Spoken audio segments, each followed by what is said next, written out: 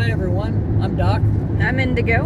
and today we are going to talk about the Ouija boards. Scary stuff. Scary, it can be very scary. It can be stuff. very, very scary.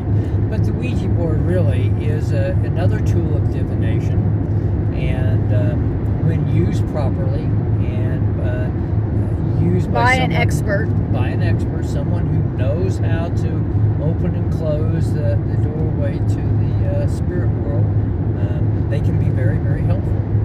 You know, they sell these as table games. Yeah, it's games, it's toys. It's not a toy. It is not a game. It is not, definitely not. It must be used properly. Yes, you know, teenagers pick these things up, and they can buy them. You know, you don't need to be 18 to buy, but they pick them up and they open them up with their friends, and they don't know how to open them properly. They don't know how to contact people on the other side properly, and they don't know how to close them properly. So how would you, in using a Ouija board, how would you open it up? Well, I'm going to let you answer that. Well, for me, it's the same as giving a reading that I would give, whether it's a phone reading or in person. I create a space, a sacred space. I call in angels and archangels. And I basically say I want only those spirits who walk in the light and who have the highest intentions for me and my client to come through. And that's how I create that bubble of white light around me so that we are protected. Mm-hmm. And I do much the same thing, but as a witch I go one step further and I draw a sacred circle. And that way nothing can get out if something does come in through the board. Now I, however, I choose not to use a board ever. I'm the same way. I prefer not to even be around them. And you can usually tell, of course you and I are very sensitive to energies, but we can tell when we walk into a home or a space if somebody's been using a Ouija board. Oh yeah, I worked at just different. I worked at a antique store for a couple of years, and then I walk in one day and the energy just creeped me out, and I asked the owner, I'm like, do you have a Ouija board in here? And he goes, as a matter of fact, one was just brought in this morning. And I said, well, it wasn't used for good. It had a lot of negative energy around it, and I made him get rid of it. I said, I'm not even stepping foot into this place until you get rid of that Ouija board. Definitely get rid of it. The real problem with Ouijas, if you really don't know how to open up a doorway to the spirit world, you leave it open to whatever wants to come through. And those lower vibrational entities, negative entities, really love coming into this world, because to them it's coming into the light. Yeah, it's coming into the light. And you know, they then can do whatever it is they want here. They can wreak havoc in your home. Oh my God. They can wreak havoc with your person. They can attach to somebody and they can travel with them wherever they want. It's not quite possession, which we are going to talk about in another video here. But it's very, very close, and it's very hard to get rid of these things once they've decided they like you. Yes. And they like your space. They like your energy. And you know, it doesn't always necessarily affect the person that's attached to, too. A lot of times it'll affect other people in the household. It just changes the mood. Changes the mood. Sometimes someone who's very vulnerable, it can change their personality. They become more angry, more withdrawn, morose. So it's not something that you want to play with. No. Not at all. No, and unfortunately Hollywood has really romanticized the Ouija board. Exactly. And have made it almost a joke, saying, oh, you know, these things really don't happen. It's just a movie. It's just, well, it's just I got news for you. I know of people who have allowed or unknowingly let a negative entity into their home, and sometimes it's difficult getting rid of them. Mm-hmm. Like you said, they really enjoy being there. Yeah, so, they do.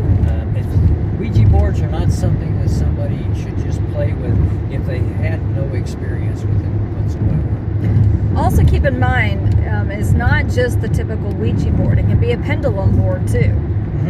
Exactly.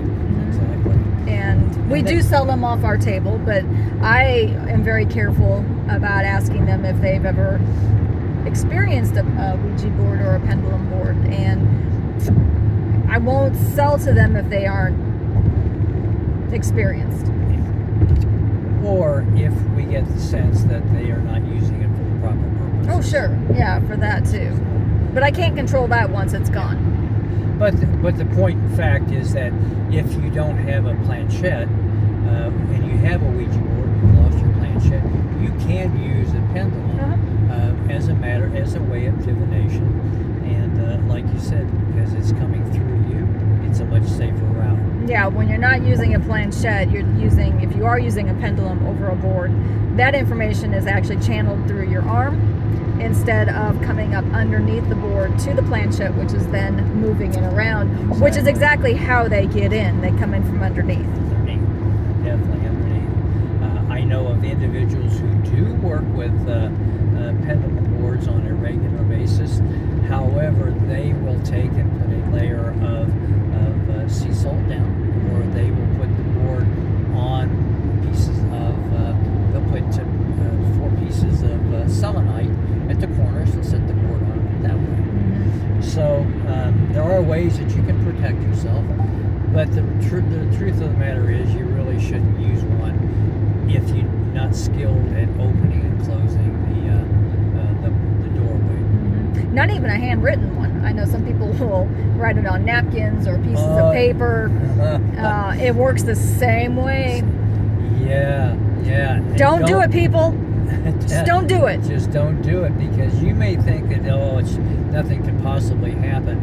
These entities are waiting for the opportunity. They're ready to pounce on someone, the opportunity to come into our world. So be careful with the Ouija board. How would you go about disposing of a Ouija board, especially one that's been used for, shall we say, negative purposes? Well, before you can get rid of it, you got to shut it down. You got to shut it off. Yeah, it's like an on-off switch. And that is closing it down properly, telling the board that it is no longer needed, that the messages are not allowed to come through, because it's just energy, and energy does have to listen to you.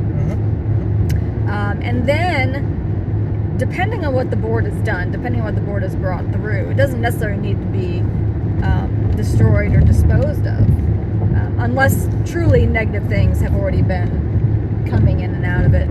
And then I would burn it. That's probably the safest and most effective way to get rid of it, is just to burn it. I know of individuals who will say, dig a pit, burn your board, and then after it, on the ashes, pour some sea salt on the ashes. Holy water. Holy water, exactly. Any kind of water that's been consecrated. I like to use water that's been infused with moon energy, full moon energy. And so pour that, or sea salt on top of the ashes, fill it back in, and your board is neutralized. So the truth of the matter is, unless you're working with someone who has experience in opening and closing boards, opening and closing doorways, portals to the spirit world, please don't do it yourself. Also, if you know of somebody who has played with a Ouija board, or you suspect somebody has been affected by a Ouija board, please private message us. We can help you. Yes, we have had experience at removing these kinds of entities. From your home, from your person, from your space, whatever. But do private message us. And by all means, subscribe to our channel and share.